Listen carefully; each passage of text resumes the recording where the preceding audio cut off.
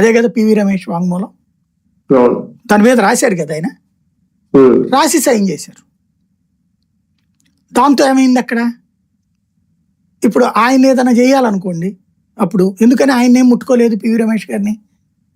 Just magistrate దగ్గర statement తీసుకున్నారు. మళ్ళీ ఆయన చేత రివర్స్ స్టేట్మెంట్ ఇటు తీసుకున్నారు, కరెక్టే. కానీ ఆయన తన చేతికి మట్టి అంటించుకోవాలి జాగ్రత్త. ఇప్పుడు రేపు ఐఏఎస్లు అందరూ అదే పని చేస్తారు.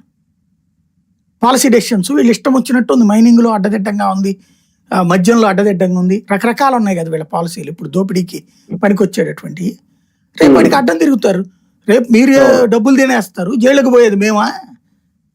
మేము రాసేస్తాం, మీరు సంతకం పెట్టండి, దాన్ని మార్చేసి అంటారు. మార్చి సంతకం పెడితే రేపు పొద్దున నాయకుడు జైలుకి వెళ్తాడు. మంత్రి గారు చేశారనుకోండి, మంత్రి గారు చంద్రబాబు లోకేష్ చెప్పి చేశారనుకోండి, రేపు ఆ మంత్రి ఇరుక్కుంటాడు. అతను ఒప్పుకుంటాడా? తను రిస్క్ తీసుకుంటాడా? ఇది అవినీతి అనేది ఒకళ్ళకొకళ్ళు అబ్జార్బ్ చేసేసుకున్నారు, జీర్ణించేసుకున్నారు.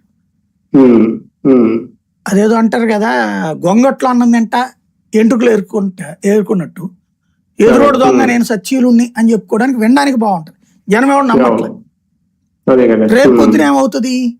అది జరిగిందంటే అధికారులు అందరూ అటం తిరుగుతారు, నాకేం సంబంధం అంటారు. చట్టబద్ధంగా న్యాయబద్ధంగా రాస్తాం మేము ఇక్కడ దీని మీద, బుక్ మీద, ఫైల్ మీద.